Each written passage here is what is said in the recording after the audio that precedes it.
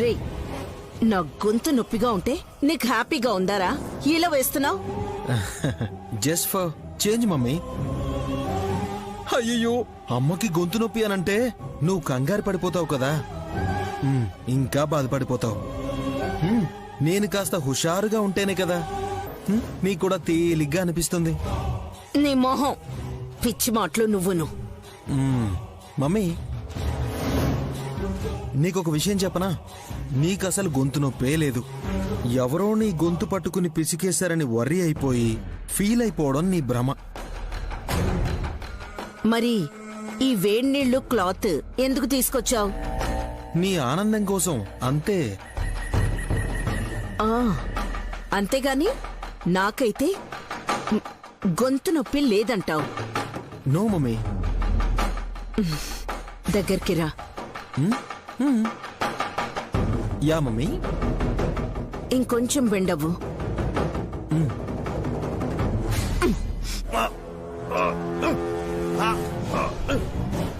Mummy, mummy, mummy చచ్చిపోతాను, వదలు.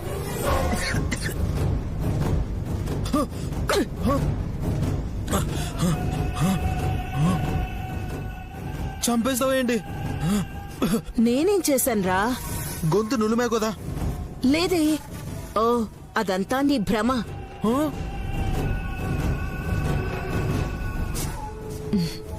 అలా వరీ అయిపోయి ఫీల్ అవ్వకూడదురా.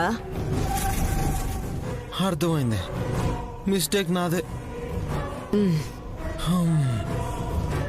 గొంతు ఎంత నొప్పిగా ఉందో అనుభవిస్తున్న దాన్ని నాకు తెలుసు. సారీ మమ్మీ, ఇప్పుడు తెలుసుకున్నాను కదా. వచ్చి కూర్చో, కాపడం పెడతా.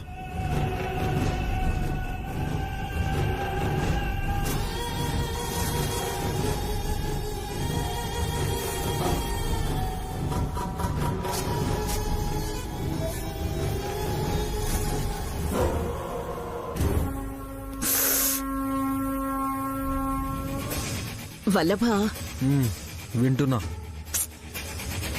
నా గొంతు పట్టుకున్నది ఎవరంటావు? నా గొంతు నొక్కిందైతే నువ్వే అని చెప్తాను. నీ గొంతు పట్టుకున్నదెవరో నేనక్కడున్నా సరే చూడలేకపోయాను. నాకెందుకో పునర్జన్మలో కూడా గాయత్రక్క చనిపోయి మళ్లీ ఆత్మగా మారి అలా చేసిందేమో అని డౌట్ రా. ఆత్మ అయితే హాయ్ చెప్పేది కదా నాయని. నిజమే. భ్రమంటే నువ్వు కాదంటున్నావు. మమ్మీకి ఏమైంది? అమ్మవారి బోనాన్ని మోయనని నిర్లక్ష్యం చేసినందుకు అవస్థ పడుతోంది.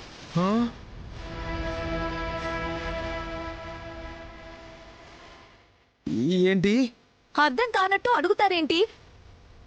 బోనం మోస్తాను అని నిన్న రాత్రి చెప్పి తెల్లారాక మాట మారిస్తే అమ్మోరు తల్లి తలరాతను మార్చేస్తుంది.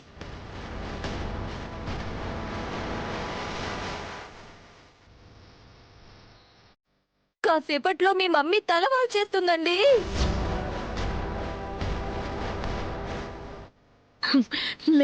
లేదు,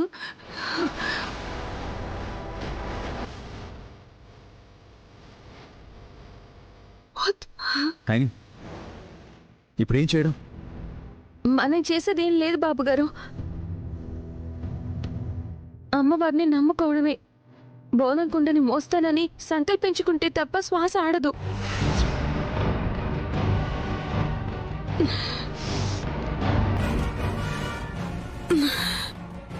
ఇలా ఇరికిస్తున్నారా?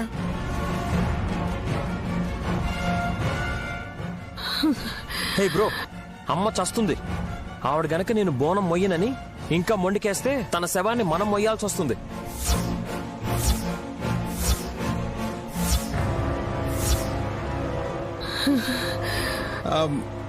మమ్మీ, వేరే దారి లేనట్టుంది. అమ్మవారు దయ చూపాలంటే నువ్వు ఒప్పుకోవాల్సిందేనేమో. మోస్తాను, బోనం మోస్తాను.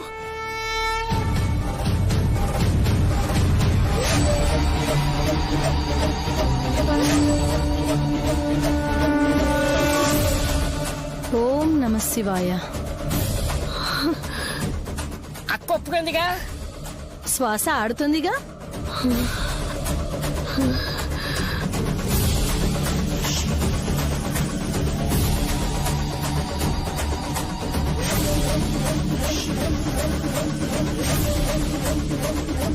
చూసారా అత్తయ్య, దేవుళ్ళని గాని వారికి సంబంధించిన మొక్కుల్ని గాని నిర్లక్ష్యం చేయకూడదు. ఇక కిమ్ అన్నదులే, బొట్టు పెట్టండి. మమ్మీ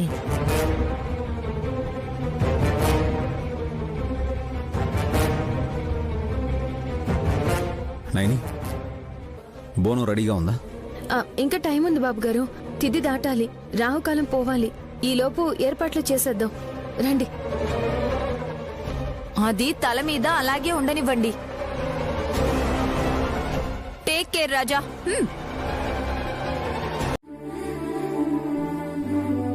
ఆ బోనాన్ని అమ్మనెత్తిన పెట్టేయండి అంటున్నాడు బ్రో. ఓహో, తెల్లారగానే పెట్టమన్నారు కదా అన్నారు, కానీ తిథి వర్జ్యం అన్ని చూసుకోవాలి కదా.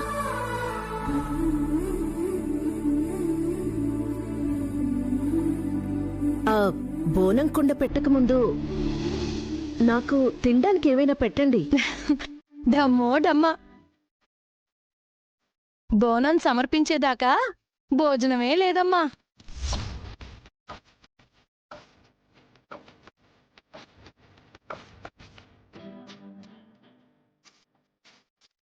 టిఫిన్ పెట్టండి.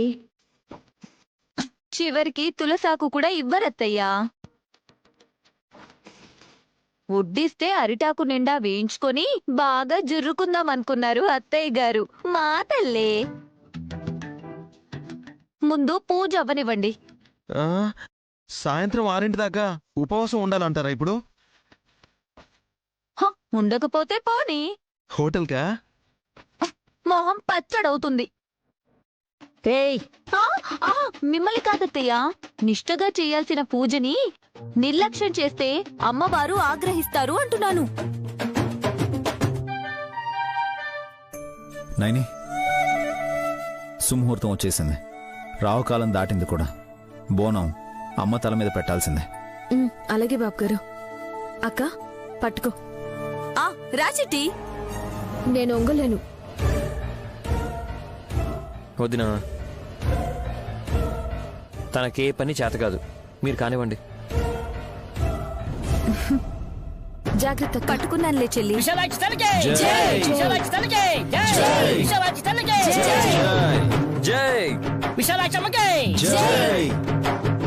నడినెత్తిన పెట్టండి, ఎందుకంటే సాయంకాలం వరకు అమ్మ బ్యాలెన్స్ చేసుకోవాలి కదా. ఉంటుందా అన్న డౌట్.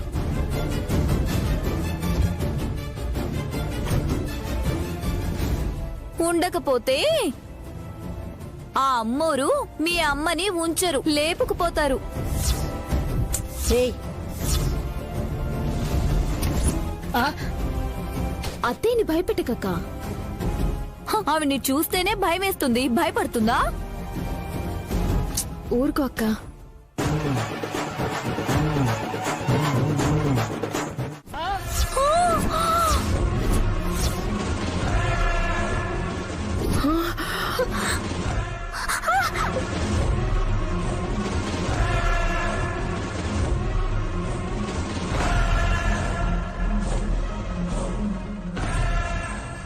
మమ్మీ, అవును మమ్మీ.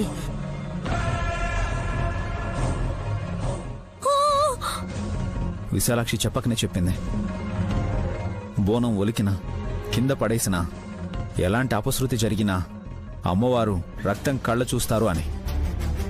అంటే నేను చచ్చిపోతానా?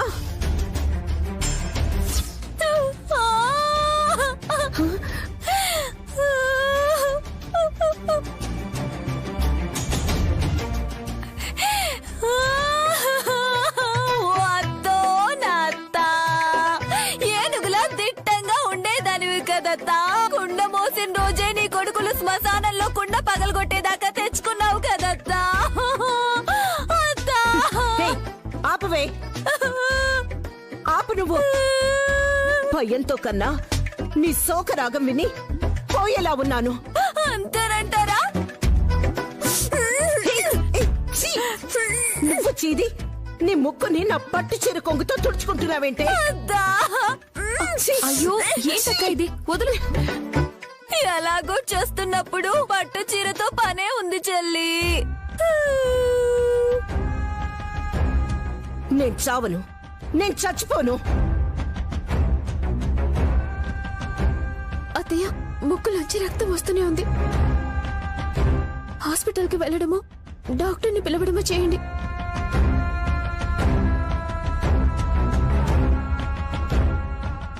డమ్మో డమ్మా, బోనం కుండను దించి ఎక్కడికి వెళ్ళరాదు.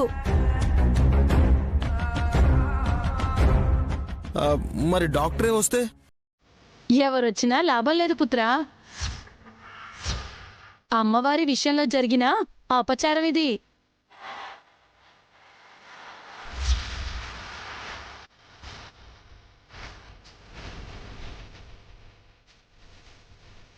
అలా అన్ని వదిలేస్తే ఎలా?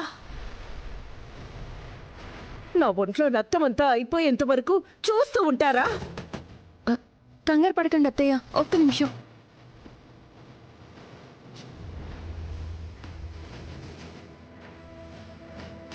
అమ్మా, అత్తయ్య కావాలని బోనం ఒలికేలా చేయలేదు.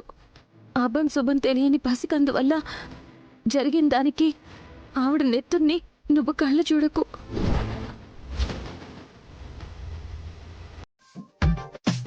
నీరసం ఎక్కువైపోయి ఓపిక తగ్గిపోతోంది.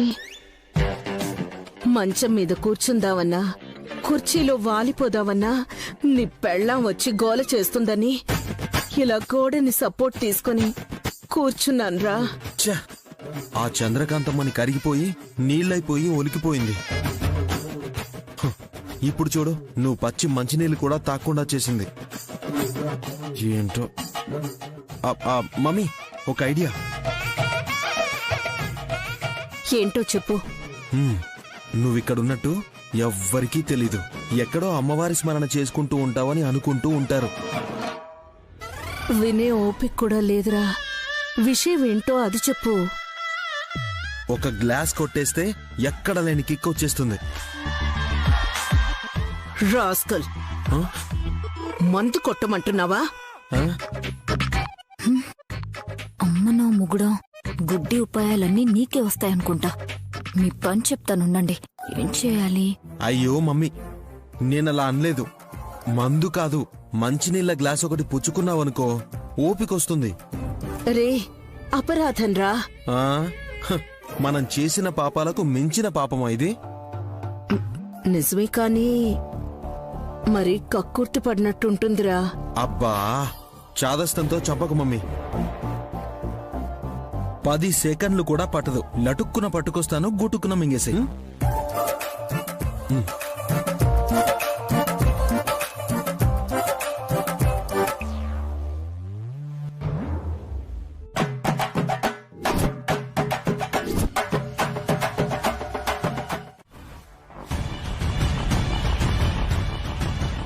తలుపు దగ్గరికి వేసి మంచినీళ్ళిచ్చాడు మహానుభావుడు.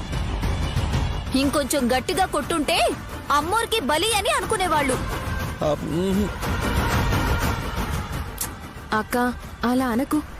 అశ్విని దేవతలుంటారు, తదాస్తు అన్నారనుకో పెదబావు గారు పోతారు. బతికుండగానే నా కొడుకుని చంపేసేలా ఉన్నారు కదే. అమ్మా, ఒకరి గురించి ఆలోచించుకో. నువ్వు చేసిన పొరపాటుకి ప్రాయశ్చిత్తంగా ఈ పని చేసినా పుణ్యమే వస్తుంది. ఇంకొద్దిసేపు ఓపిక పడితే సాయంకాలం పూర్తవుతుంది.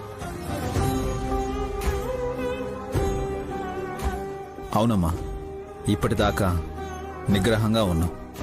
విగ్రహాన్ని చూసేంత వరకు భరించగలిగితే చాలు. మీకే ఎన్నైనా చెప్తారు, మోస్తున్న దాన్ని నేను.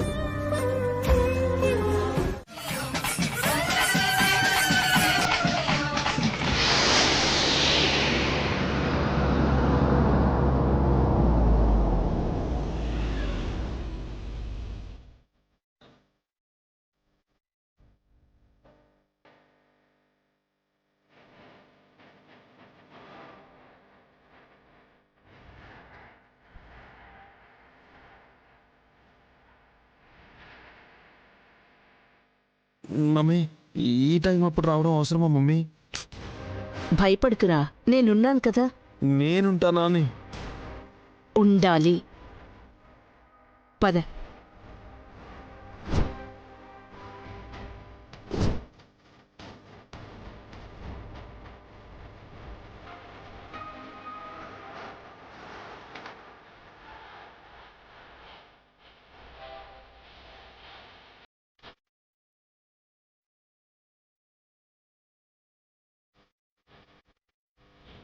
నమస్కారం స్వామి.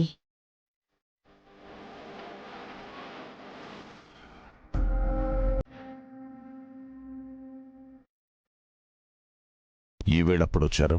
ఆ, ముఖ్యమైన విషయాలు మీతో చెప్తే తప్ప నిద్ర పట్టేలా లేదు స్వామి.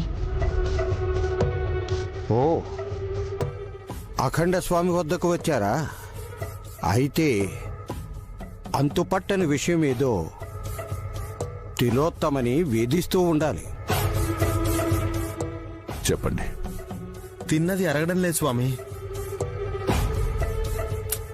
రే, నువ్వు నోరు మూసుకొని ఉంటావా? ఇందాక సరిగా డైజెస్ట్ అవ్వలేదని నువ్వే కదా చెప్పావు. ఉదయం నుండి ఉపవాసం ఉండి అమ్మవారికి బోనం సమర్పించాక భోజనం చేసినందుకు సరిగ్గా జీర్ణం కాలేదని నా కొడుకుతో చెప్పాను స్వామి. మీతో ఏది చెప్పాలో ఏది చెప్పకూడదో తెలియదు వీడికి. అవస్థలు పడి వచ్చారు. సమయం వృధా చేయకుండా సెలవు తీసుకుని వెళ్ళండి.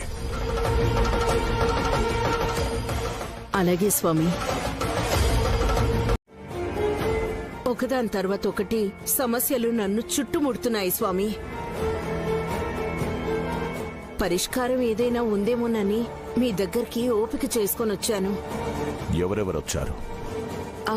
నేను నా కొడుకే. మేమిద్దరమే. ఇద్దరు కాదు, ముగ్గురొచ్చారు. ముగ్గురా?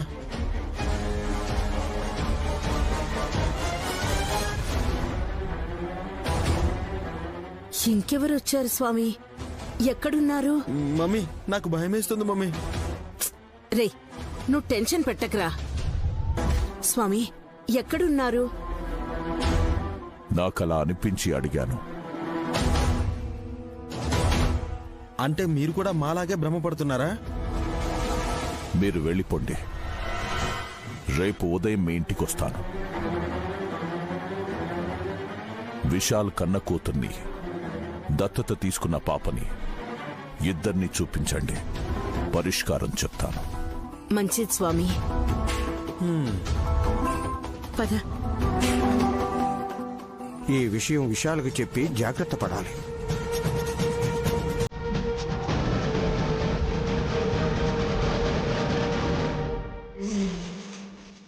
రెడీ అవడంలో మాత్రం ముందుంటావు కదా గాయత్రి. ఈ విషయంలో మాత్రం అల్లరి చేయవు. డ్రెస్ బాగుందమ్మా. రోజు ఈ పాటికి 3-4 డ్రెస్సులైనా మార్చేసేది. బోను సమర్పించేంత వరకు ఒకటే డ్రెస్లో ఉంది. ఓ, దట్స్ రియలీ గ్రేట్. గానవి అయితే ఇప్పటిదాకా ఏడ్చేసేది. తను కూడా వేరే డ్రెస్ వేసుకుని వాళ్ళ పెద్దమ్మ వెంట వెళ్ళిపోయింది.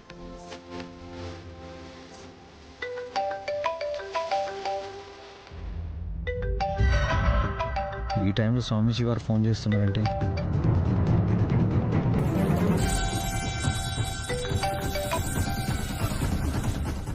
నమస్కారం స్వామి. అమ్మవారి కృప ఉండుగాక. అత్యవసర విషయం చేరవేద్దామని ఫోన్ చేశాను విశాల. చెప్పండి స్వామి. పక్కనెవరూ లేరు కదా? నైని ఉంది. నేను చెప్పే విషయాన్ని తన దగ్గర ప్రస్తావించకుండా రేపు ఉదయం నువ్వు జాగ్రత్తగా ఉంటే చాలు. అలాగే స్వామి. తిలోత్తమ వల్లభ ఆ ఇద్దరు అఖండ స్వామిని కలిశారు.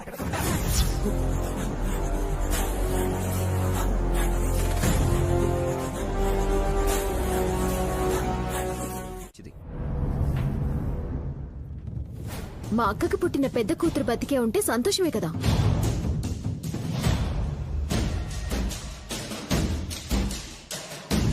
నాకు తెలుసో తెలియకో అడుగుతున్నాను అనుకోండి స్వామి. విశాల్ వాళ్ళ పిల్లలకి మా గాయత్రి పెద్దమ్మకి సంబంధం ఏంటి?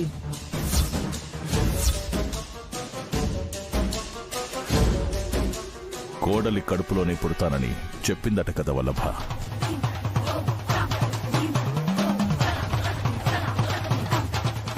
పుట్టాక ఎవరో ఎత్తుకుపోయారు స్వామి. ఇద్దరిట్లో ఒకరు జోగయ్య శాస్త్రి గారి మనవరాలు గాయత్రి.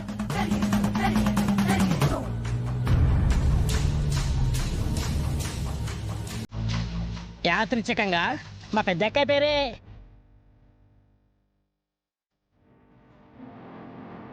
కానీ తను కాదులేండి, అలాగే అనుకునేరు.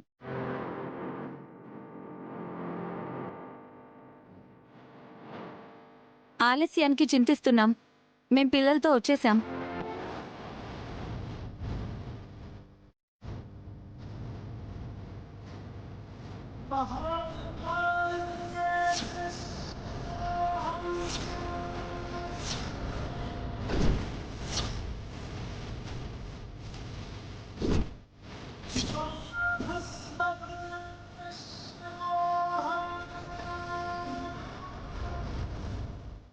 అఖండ స్వాముల వారు మా పిల్లల్ని ఆశీర్వదించాలి. ఇద్దరూ మీ కూతుళ్లే కదా. సమస్త సృష్టి లయములు ముక్కంటి దృష్టి మాత్రమై అనంతకాల గమనము చలించే భవుని భావమై విరాగి నేను జారిన విభూతి కణవి విశ్వమై. అయ్యో రామా, ఎన్నిసార్లు చెప్పాలి స్వామి? బంధువై అపారదయ కొంచెం మర్యాదగా మాట్లాడు. నేనేమన్నానని? ఒకరిని దత్తత తీసుకున్నారంటే ఇద్దరిని మా అక్కే కన్నది అన్నట్టుగా అడుగుతున్నారు ఆఖండ స్వామి.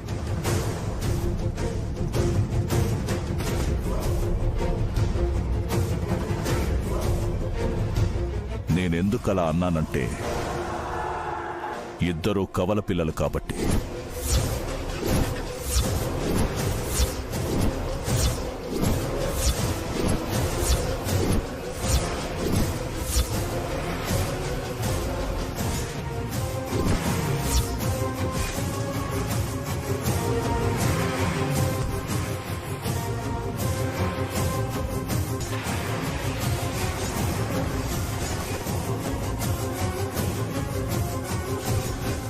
కంగారు వలదు విశాల.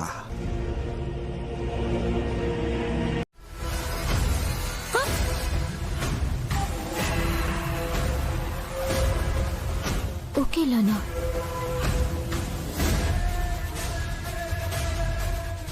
ఒకేలా ఎక్కడుంది?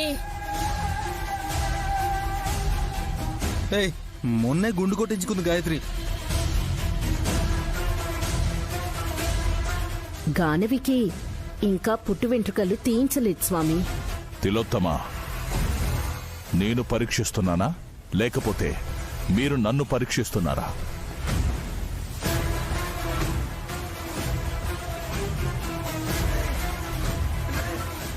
ఈయనేమో ఇలా అంటారు, మనం చెప్తేనేమో అర్థం కాదాయే.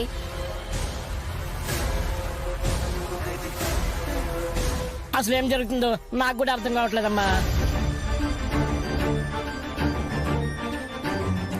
నేను చెప్తాను, ఉండండి. చూడండి అఖండ స్వామి, మా పెద్దొద్దున ఎత్తుకుంది గానవిని.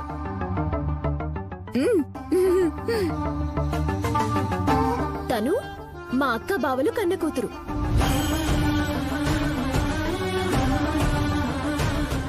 నైని వదిన ఎత్తుకున్నది గాయత్రిని.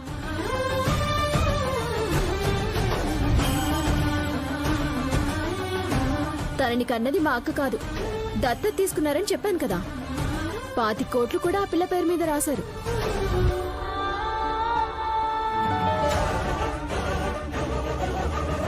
సుమనా, ఇప్పుడు ఆస్తి పంపకాల గురించి ఎందుకు?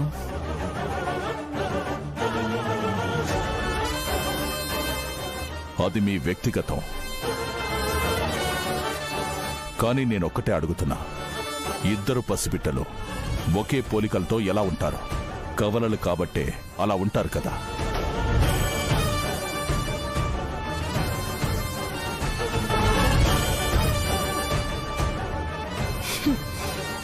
మళ్ళీ మొదటికొచ్చాడు అఖండ స్వామి. అతనికి గాయత్రీదేవి 2 చోట్ల కనిపిస్తున్నది. అది మంత్రపుష్ప ప్రభావం అని తెలీదు.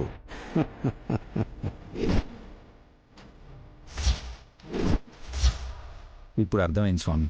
చేతికిచ్చిన ఆ తామర పువ్వు వల్లే అఖండ స్వాముల వారికి గానవి కూడా గాయత్రిగా కనిపిస్తోంది. నాకు కొంచెం అయోమయంగా అనిపిస్తోంది. ఇద్దరు వేరు స్వామి అంటే మీరు కవలలు అంటున్నారు. ఒకేలా ఉంటే నైని బిడ్డ తప్పిపోయిందని కూడా అనుకోం కదా.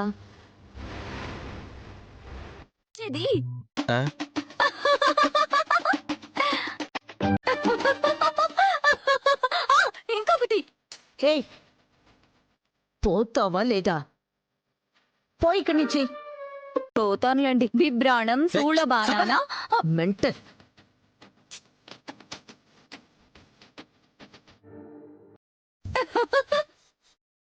వెర్రి బాగుంది. బుర్ర సరిగ్గా పదును పెట్టేటప్పుడే మధ్యలో దూరుతుంది. ఇందాకేమంటున్నావు మమ్మీ? నా తలకాయ. నా పెళ్ళాం ఉన్నది పత్తికాయ. రే,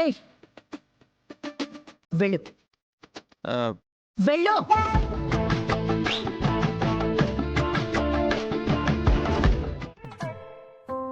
గాయత్రి, నువ్వు ఇక్కడున్నావు. మరి అద్దంలో ఉన్నదెవరు? నువ్వేనా కాదా? అదేం నాయని అలా అడుగుతున్నావు? ఎవరిని అడిగినా సరిగ్గా సమాధానం చెప్పడం లేదు. చిన్నపిల్లలు నిజం చెప్తారని గాయత్రిని అడుగుతున్నాను బాబుగారు. కానీ మాటలు ఇంకా రావడం లేదు కదా. ఏం చెప్పాలో తెలియక పాపం అయోమయంగా చూస్తోంది. నైని, నువ్వెందుకు ఇలా అడుగుతున్నావో ఇప్పుడు అర్థమైంది. అఖండ స్వామి గాయత్రి రూపంలో గానవి కూడా ఉందని పొరపడిపోయినట్టే కదా. అవును బాబుగారు, గాయత్రి గానవులు ఒకే రూపంలో ఉన్నారని ఇప్పటి వరకు ఎవరూ అనలేదు. ఆ స్వామి ఎందుకన్నారా అని ఆలోచిస్తున్నాను. అవసరం లేదు. ఈ ఇంట్లో అడుగు పెట్టాక ఒక్కొక్కరు ఒక్కొక్కలా ప్రవర్తిస్తున్నారని స్వామీజీ వారు చెప్పారు కదా. కారణం చెప్పరా? తెలుసుకోవాలని చెప్పారు. ఎలా? Naini, just relax. అన్ని ప్రశ్నలు వేస్తే వెంటనే సమాధానం చెప్పడం నాకు కష్టంగానే ఉంటుంది. మీరు కూడా అఖండ స్వామి వారిలాగానే గాయత్రి హాసనక్క దగ్గర కూడా ఉందని చెప్పినప్పుడు నాకేం అర్థం కాలేదప్పుడు. నిజమా భ్రమ అని కంగారు పడ్డాను. ఎందుకలా చేశారు? నైని, ఈ ఇంట్లో అందరూ ఉన్నా గాని ఒక్కొక్కరిది ఒక్కొక్క దారి. సుమన ప్రవర్తన ఒకలా ఉంటుంది. తిలోత్తమమ్మ లేనిపోనివి ఊహించేసుకుంటుంది. నిజం తెలిసిన వాళ్ళు, తెలుసుకోవాల్సిన వాళ్ళు, తెలుసుకోవాలని అనుకునేవాళ్ళు ఇలా రకరకాలుగా ఉన్నారు. ఈ ఇంటి గడపలోకి అడుగు పెట్టగానే మనుషులు మారిపోతున్నారు అంటే వాస్తుదోషం ఏదైనా ఉండొచ్చు కదా. నైని, అలాంటిది ఏం లేదు. అమ్మ అంతిమ సంస్కారాలు ఈ ఇల్లు కట్టిన స్థలంలోనే చేశాం కాబట్టి దాని ప్రభావం ఎంతో కొంత ఉంటుంది. అవును బాబుగారు, ఆత్మఘోష అంటారు కదా. అయితే గాయత్రమ్మ గారు పునర్జన్మ ఎత్తి పసిపాపగా ఎక్కడ ఒక చోట ఉంటారు కాబట్టి తను త్వరగా ఈ ఇంటికి రావాలి.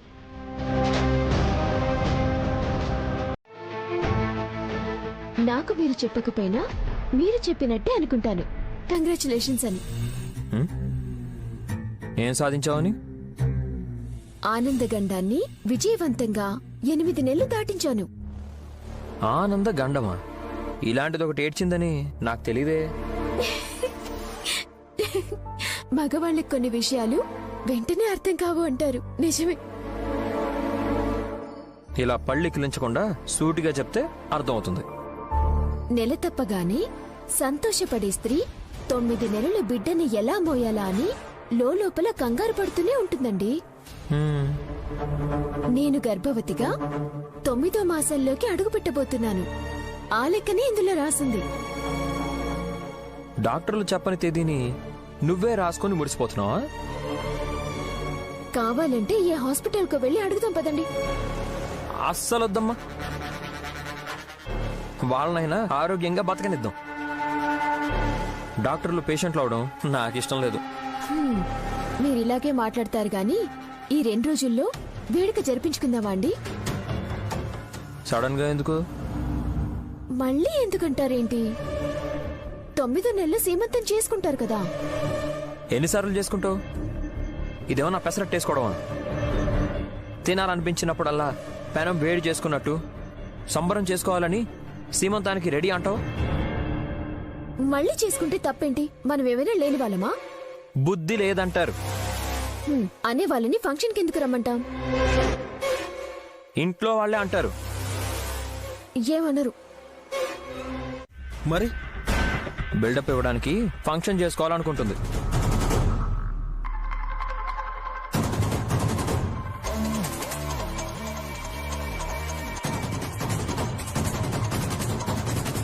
ఏం ఫంక్షన్? 9వ నెల పడింది కదా అత్తయ్య, సీమంతం చేసుకోవాలనుకుంటున్నాను.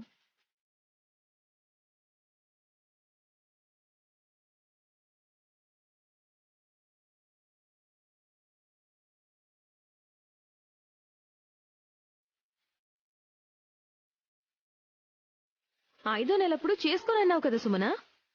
అయితే ఇప్పుడు చేసుకోకూడదా?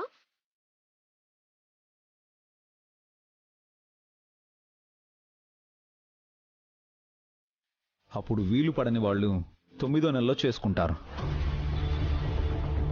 చిట్టి రెండోసారి కూడా చేసుకొని వార్తల్లోకి ఎక్కాలనుకుందేమో.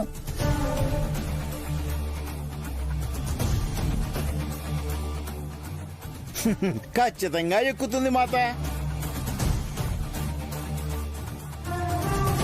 ఆ విషయం చెప్పకుండా నువ్వు అలిగితే మాకెలా అర్థం అవుతుంది? నాకు చెప్పిందమ్మా.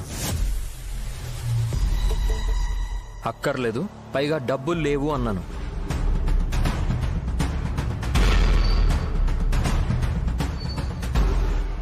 నెల రోజుల్లో డెలివరీ అవుతుందని, అప్పుడు తన పేరిట ఆస్తి వస్తుందని, ఇప్పుడు మనం పెట్టే ఖర్చుకి 2 కలిపి మన మొహాన కొడతానని చెప్పింది.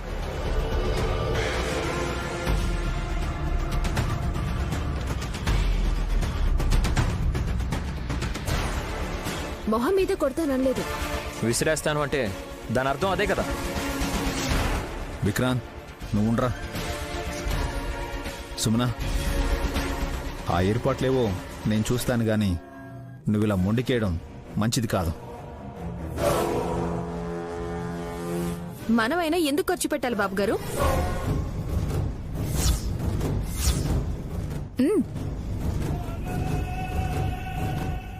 బావగారికి లేని అభ్యంతరం నీకెందుకక్క? ఆయన భార్యను కాబట్టి. కష్ట సుఖాల్లో బాగా ఉన్నట్టే ఆదాయం ఖర్చుల విషయంలో కూడా భాగస్వామ్యం ఉంటుంది.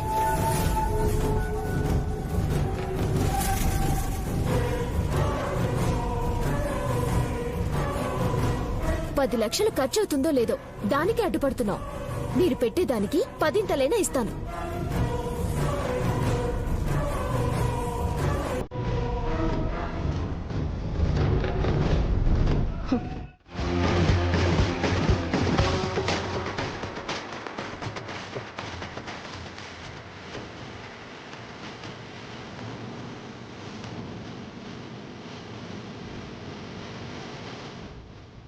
ఎంత ఈజీగా వచ్చేసింది మమ్మీ.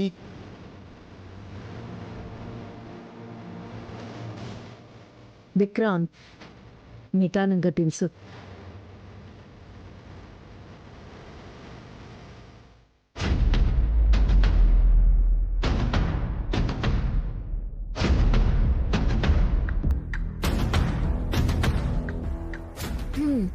నేను నెల తప్పినప్పుడు కూడా నన్ను ఎత్తుకొని గిరగిర తిప్పలేదు మా ఆయన. 9వ నెలలో పడ్డాక ఎత్తుకున్నందుకు సంతోషం. నువ్వు కింద పడతావని ఎత్తుకొని కుబుసాన్ని తీయించాను. నువ్వు ఇంకోలా ఊహించుకోకు.